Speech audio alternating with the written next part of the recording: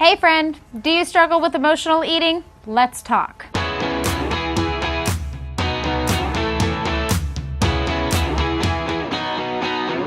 Hey, welcome back to another Mind Right Monday. I'm your host, Bonnie Kelly, your emotional intelligence speaker, author, and coach, here to help you get out of your way and on with your life. Today we are talking about a pretty heavy topic, which is emotional eating.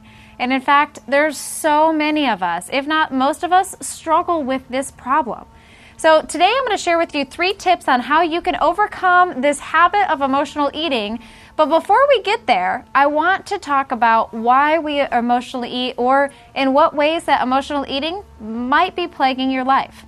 See, emotional eating happens when we're stressed, bored, anxious, anticipatory.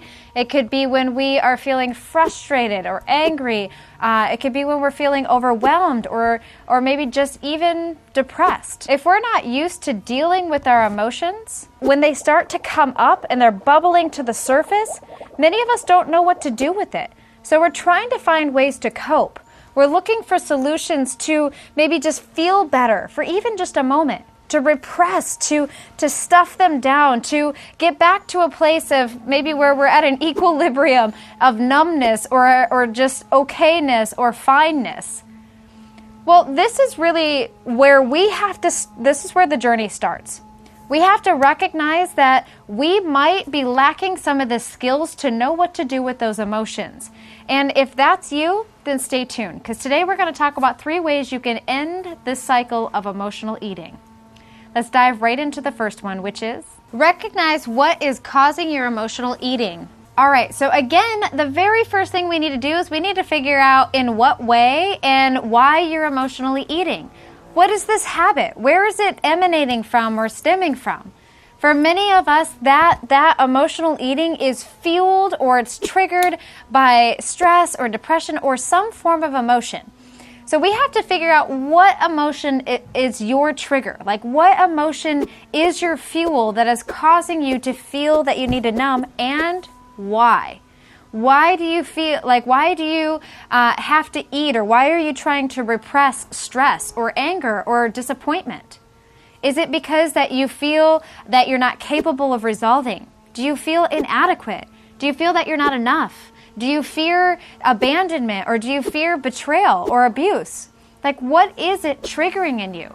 What memories or past experiences have taught you to not want to cope with this? What pains haven't been healed to cause you to want to numb this emotion out?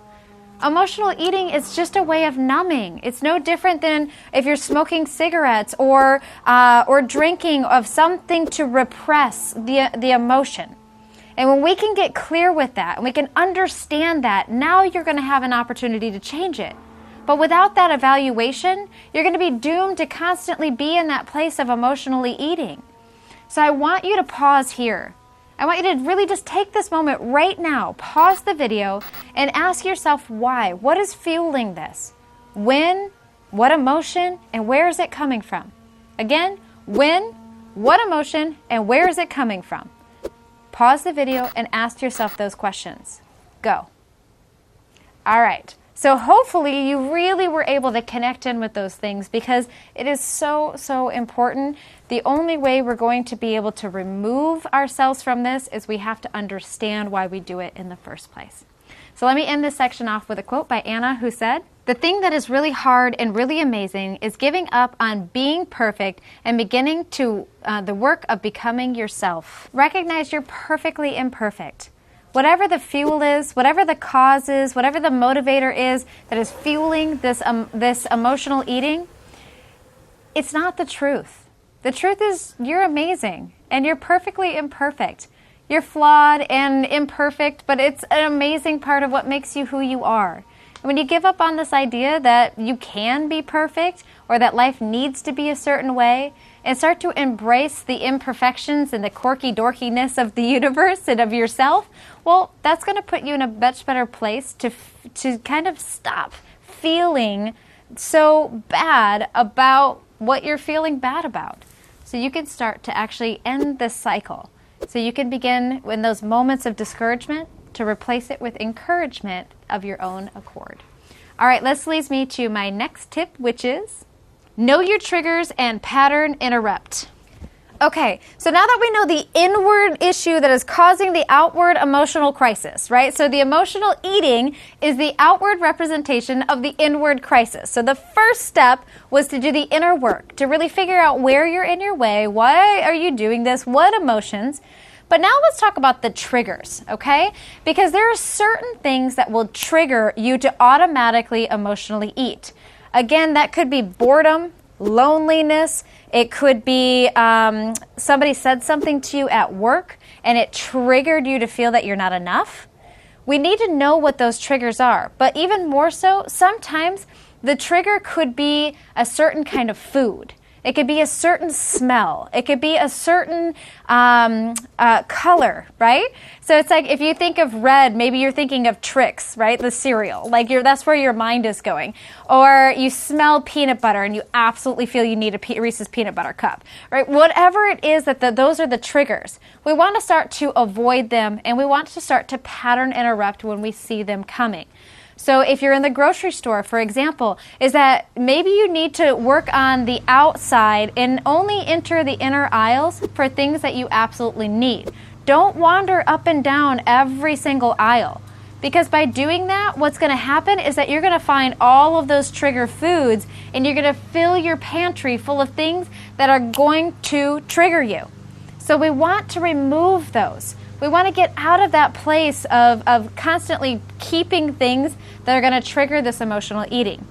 Now, if it's boredom, the trigger could be that you're bored. The auto response is that you're going to go for the pantry. So what I would want you to do is on your refrigerator or on your pantry is to put up a sign that says squat or jumping jack or drop it, give me 5, whatever you want to write.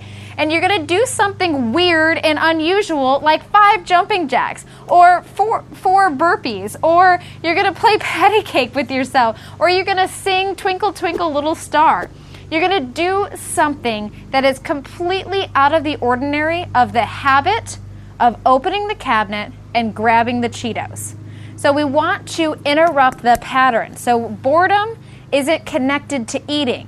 Disappointment isn't connected to eating. Sadness isn't connected to eating. These are the auto responses that you've developed. Now we need to break them.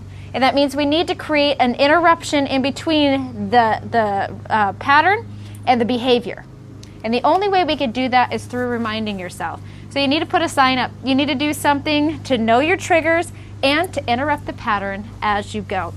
All right, so this leads me to my third and final tip this week, which is practice self-love.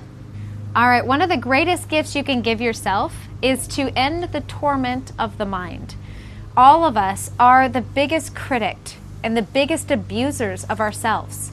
In fact, a lot of our emotional eating is triggered from a lot of these self-deprecating thoughts of being less than, being not enough, being unwanted, to being rejected. And when the mind wanders into that despair, of course we're going to want to numb it out. Of course we're going to want to find ways to feel better. And food, well, is one of those conditioned programs that have taught us that this is how we feel good. We turn to food when we want to celebrate, right? Every birthday has cake and ice cream. Every Christmas has a feast. Every Thanksgiving has a feast. Every, 4th of July barbecue has a feast. I mean, we've been conditioned to celebrate and food go hand in hand. So why wouldn't we, when we're feeling depressed or discouraged, not go to what we know is a joyous thing, which is food? So we want to begin to practice more self-love, to fill ourselves up and to change the way we think and feel about ourselves. To getting out of those thoughts of that you're fat or stupid or ugly or dumb, and getting into thoughts that are filled with love and self-acceptance and self-encouragement. Both thoughts take equal amounts of energy. The deprecating thoughts and the encouraging thoughts weigh the same.